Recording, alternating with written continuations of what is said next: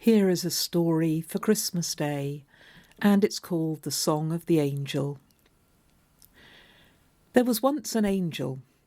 Now you know about angels, I'm sure, shiny, winged creatures who sing a lot. Especially you'll know about the singing. Glory to God in the highest. Holy, holy, holy. All angels sing. Except the one in this story. From the day he was created, he'd had a voice like a foghorn, or if he tried for a high note, like fingernails scraping down a blackboard. Anyway, one day God called all the angels together. He had an announcement to make. "I've seen the misery of my people on earth," he said, "and it breaks my heart. There is love and there is joy, but there's so much hatred and injustice that it's often drowned out. So I've decided to do something about it. I'm going to send my son to be born among humanity, one of them, to show people what my love looks like. And you'll be part of this, because I want you angels to sing to welcome him when he's born. You've got 9 months to dream up your songs, so you can start right now." The angels were filled with excitement. They rose up into the air and headed off to find a corner of heaven where they could compose their new tunes. All except one, our angel, the one I told you about earlier. When all the others had gone, he stood in front of God and said, "Lord, what about me? You know I can't hold a tune to save my life. What shall I do now?" But God looked at him and said, "My friend, you have the most special job of all. I'm sending you to earth ahead of all the rest, to find your voice and your song, because when my son is born, yours will be the best song of all. So fly down to earth and find that song." The angel looked doubtful, but he trusted God, so he did as he was told. He flew down to earth, and as his foot touched it, his wings disappeared. He wouldn't be needing them any more. It quite threw him off balance, though, and he tumbled forward onto his hands and knees and knelt there for a moment, winded. "Ark, Ark, are you all right?" came a voice from the nearby trees. There was a glossy black raven sitting in a branch. "I've had some rough landings, but that one looked very painful. And where have your wings gone?" The angel explained what had happened, and how God had told him that he, the angel, would find his voice and a song to sing to God's son when he was born. "Oh, can I come with you?" asked the raven. "Maybe I can find my voice and sing that song too. As you can hear, mine is pretty dreadful now. The larks and the nightingales all make fun of me." "Sure," said the angel, "though I have to tell you, I don't even know where to begin looking." But the two set off together. Having no better ideas, they thought they'd try to find some musicians who might give them singing lessons. So they went to the nearest village and asked around. But when the village band heard them sing, they roared with laughter. It was the same in the next village and the next and the next. Months went past with no success. Now and then someone would try to help them, but within a day or so they'd always shake their heads sadly and say they didn't think there was anything they could do. Sometimes people even threw things at them to make them stop or ran them out of town.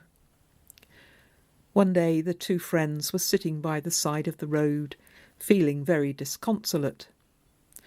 "God always keeps his promises," said the angel, "but for the life of me I can't see how ours will ever be a song his son will want to hear, and his birth is only just over a month away."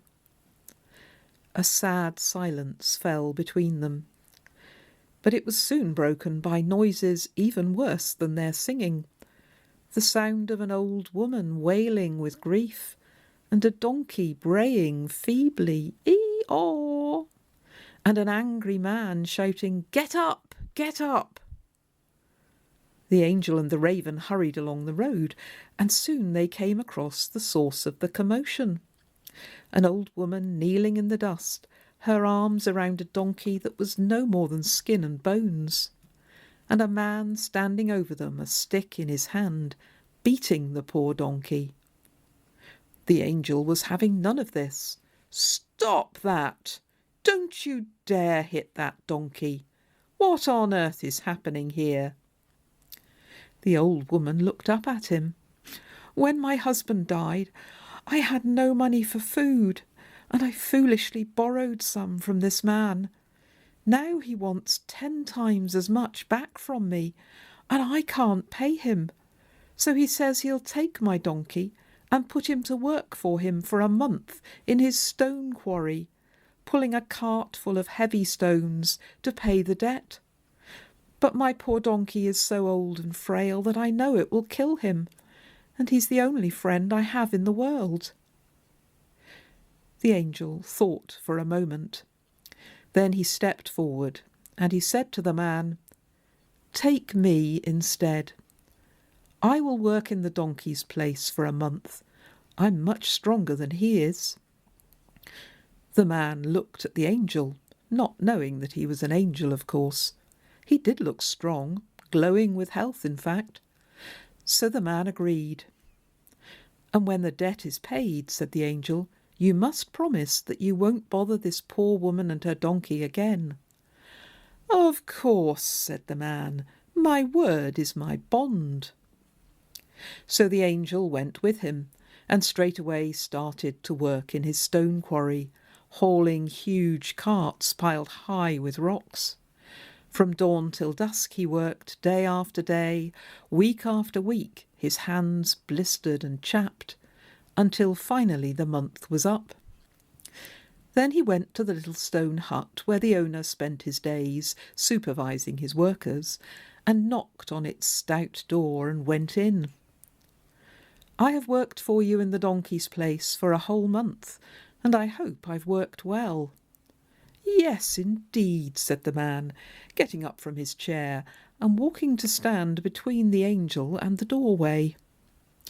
"So now," said the angel, "I shall be on my way.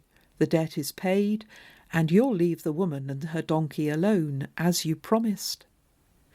But quick as a flash, the man jumped out of the door and slammed it shut, pushed the iron bolt across it, trapping the angel inside. "No one's word is their bond when there's a profit to be made. I have no intention of letting you go, and tomorrow I'll bring the woman and the donkey here to join you." And off the man went, laughing to himself. The angel was appalled. What had he done? The woman and the donkey were no better off than they had been. As he sat there, stunned, he heard a flutter of wings, and through a crack in the door he saw his old friend the raven. He told him what had happened. "Please tell the woman to escape now, tonight, with her donkey, as far away as they can get, and go with them to guard them." The raven protested, but eventually he flew off into the darkness to do as the angel had asked. But not long afterwards, the angel heard the sound of the bolt on the door being slowly, quietly slid back, and the door being slowly, quietly opened. As he sat up, the old woman's head appeared around the door. "What are you doing here?" said the angel. "Why haven't you run away?" "Shh! We couldn't leave you behind, after you've been so kind to us and so brave. Come with us," she said. "We'll all run away together. Quickly now." The angel crept out of the hut, and they all made their way onto the road and headed off no matter where, so long as it was far from the quarry. All night long and all the next day too they walked, looking behind them to make sure they weren't being followed. As they walked, the angel told the woman who he was and why he'd come to earth. But now, he said sadly, it's almost time for God's Son to be born, and I'm no nearer finding my voice and my song than I was when I started. Oh dear, said the woman. Well, I hope you do find it. Maybe I will find my voice and sing again as well. I used to sing beautifully when I was young, but now age and sorrow have left it cracked and wheezy. And as for my friend here, she patted the donkey, his voice could do with some improvement too. Ee-aw, said the donkey, as if agreeing. Night fell, and they all knew that they must rest. There was a village on the top of a steep hill not far away. Perhaps there'll be somewhere there where we can sleep, they said, as they struggled up to the top of it. A ramshackle stable came into view, with a light coming from it, and as they drew near, the angel could swear he heard some very familiar voices singing. He pushed open the door and looked inside, and sure enough, it was full of angels, and in the middle of it an animal feeding trough, with a baby in it wriggling and squirming and squinnying, and a tired-looking man and woman looking on. Gabriel, the leader of the angels, turned around to look at the bedraggled party coming in through the door. "Ah, my friend," he said, "God told us you'd come, and it's not a moment too soon, because God said you would have the song the baby needed to hear. As you can see, we can't get him to sleep, so perhaps you can." Right on cue, the baby started wailing. "Oh dear, I'm sorry to disappoint you," said the angel, "but I really don't think my singing will help.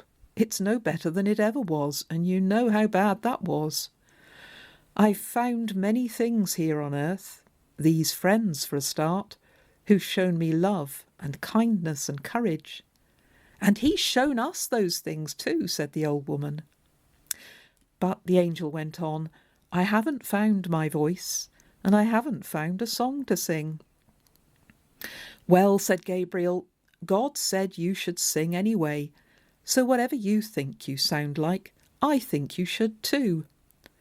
If it'll help you feel less self-conscious, we can all put our fingers in our ears." And that's what the angels did, and Mary and Joseph too. "Now," said Gabriel, "sing."